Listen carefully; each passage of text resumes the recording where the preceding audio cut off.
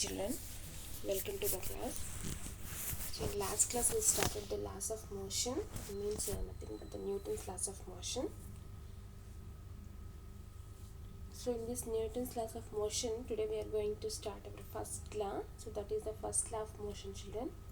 So this first law of motion mainly,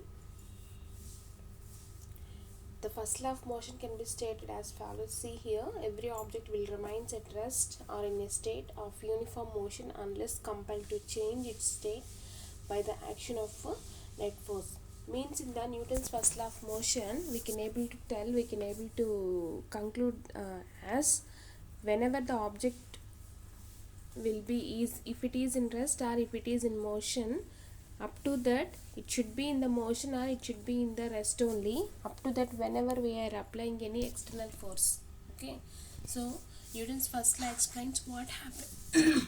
Newton's first law explains what happens to an object when no net force acts on it. Okay, so when any net force should be not exposed to any object which is in rest or which is in motion, it should not change its position. So whatever the initial position of the object, it should be in the same position. Okay, so it either remains at rest or moves in a straight line with constant speed. So there is no any changes in its position.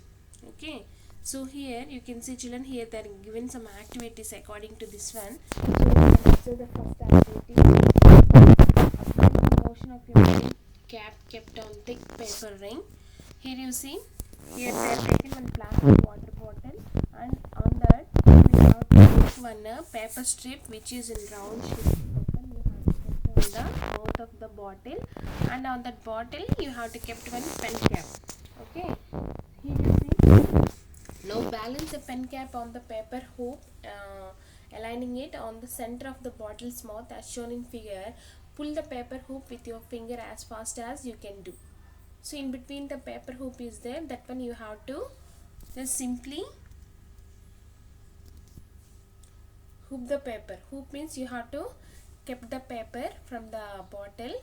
Then what happens to the cap? What happens, children? So does it falls on the earth or does it falls on the bottle? So definitely whenever you are holding the paper strip immediately, so the pen should be falls in a bottle only. Okay, so here you can observe, and activity 2, you see observing the motion of the coins hit by a striker. So we all are playing the caroms every day. So here you can observe, children, make a stack of caroms coin on the carom board. Stack means so one by one you have to arrange the coin. So that should be nothing but the stack. Here make a stack of caroms coins on the carom board. Give a sharp hit at the bottom of the stack with the striker. So whenever the coins will be arranged in the striker, and you should strike the coins by using the striker. Okay, then you can find that the bottom coin will be removed and remaining all the coins will be in the same position. There is no change in them. Okay, only the bottom coin will be changes its position. Bottom coin only will be moves and remaining will be in the same position only. So here we can observe, children. So whenever we are applying the force on any one object, and if it is in rest or if it is in motion, if you are applying the force on them, then only they can change their positions. Okay, up to that they should not wants to change their positions. That is a Newton's first law.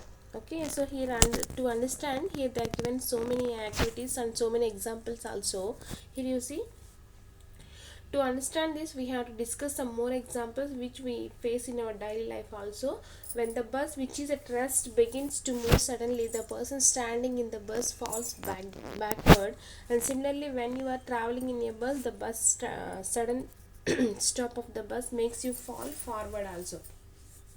So when we are traveling in the bus, whenever it will be suddenly started, we just move from our position, and whenever the driver suddenly stop the bus also, we can change from back to forward. Okay, so this changes should be due to the physical property of inertia of the objects only. So inertia should be mainly depends upon the mass of the object, children. So in simple language we can say that inertia means not accepting the change. So inertia means it should not accept the changes in their positions. Okay, so if the object is in rest, it should be always wants to be in rest only. If the object is in if the object is in motion, it should be always wants to be in the motion. So this is the property of inertia of the objects. So here things tend to keep doing that they are already doing. In the first case, the bus accelerated suddenly and moved forward, but the body of person tends to remain in the same state because of the inertia, which resulted in backward motion. In the same second case also, when you are traveling in a bus, your body is also traveling with the velocity. So if you are traveling in the bus with the same velocity, our body also moves, children, but we are not experienced that one. But whenever the bus was stopped suddenly, so your body tends to continue in the same state of motion due to the inertia. So that's why we are feeling that movement. If the when the bus was suddenly stops and when the bus was suddenly starts. So Newton's first law of motion is also known as the law of inertia. Newton's first law is also known as the law of inertia. So inertia means opposes the change. Means if the object is in motion, it should be always wants to be continue in the motion only, and it should be, if the object is in rest, it should be always wants to be in rest only. So this property of objects will be called as the inertia. And again here inertia also, here we have two types, children. One is the dynamic inertia and the second one is static inertia. Okay, so here you see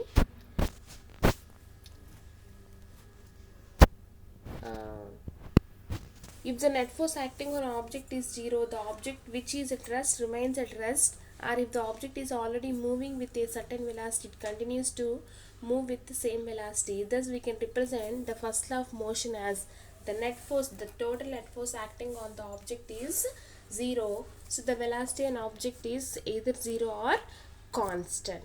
Okay, so if the object is in rest, it should be always in rest. If the object is in motion, it should be always in the motion. So the total net force acting on the object will be taken as 0, and the velocity of the object should be 0 or constant.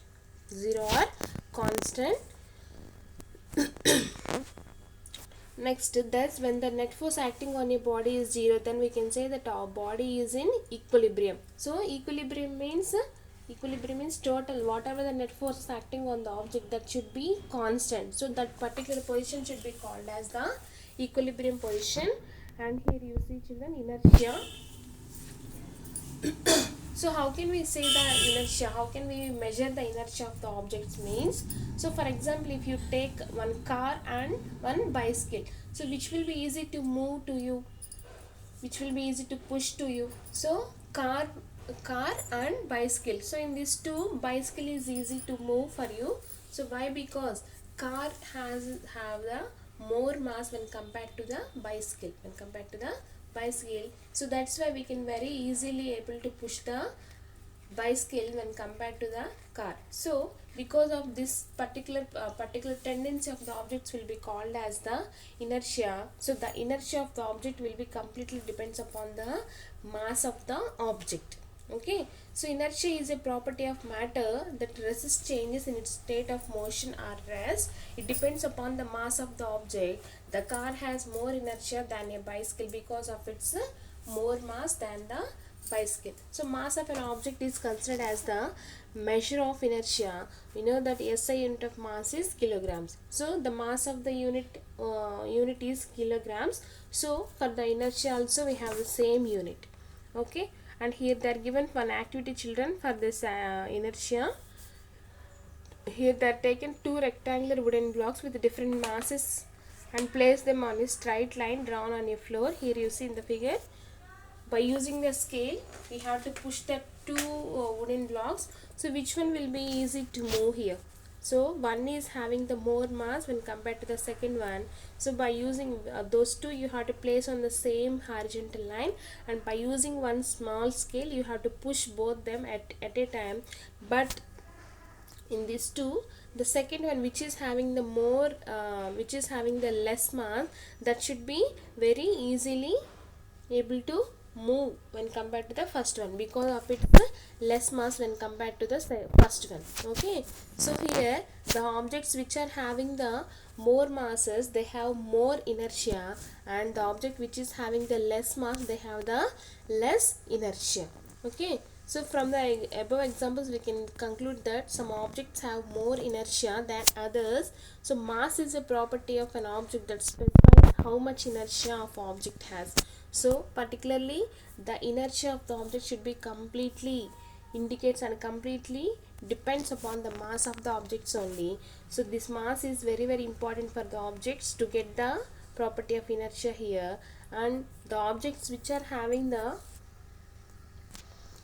objects which are having the inertia, means the objects which is in motion having the inertia, those will be called as the dynamic inertia. And the objects which are having the inertia, which are in rest, okay, which are in rest, that inertia property will be called as the static inertia. If the object is in rest, the inertia will be called as a static inertia. If the objects are movement, if the objects are in motion, that inertia will be called as a dynamic inertia. Okay, so inertia will be the physical property which will be depends upon the mass of the objects only, and the SI unit of inertia is kilograms. Okay, and here they are given one small example, children, to know about the friction. Here you see, here they are given one free body diagram. Here you see example 1. A body of mass m is kept on the horizontal floor and it is pushed in horizontal direction with force 10 units. 10 n means 10 newtons. Sorry, 10 newtons continuously, so that it moves steadily. Okay. Now draw a free body diagram. Then what is the value of friction? Here they are drawn one free body diagram which is placed at the constant position. Now we have to find out the friction. Okay, so here you see, children, figure number 6, free body diagram. Given the body is moving steadily with the horizontal force which will be applied by the external force as a 10 newtons, then hence the net force on the body is 0 both in horizontal and vertical directions. Then forces acting on it along a horizontal direction are force of friction and force of push also. Here you see, children, so we know the total net force should be equals to 0 always. The total net force is 0. Then we have to find out the friction. So here you see F plus minus F. Here you see F. What is F here? F means the net force acting on the object in horizontal direction, and minus F is the net force the force acting by the object in opposite direction. Then we are adding these two, F plus minus F is equal to F minus F is equal to 0. Then the total net force is equals to the friction. So hence the value of force of friction is 10 newtons only. Okay, so this is how to find out the friction, children. So the friction should be nothing but the total net forces, the total forces acting on the objects in all the directions. So this is the very important here, free body diagram. And tomorrow we are going for the Newton's second law. Thank you.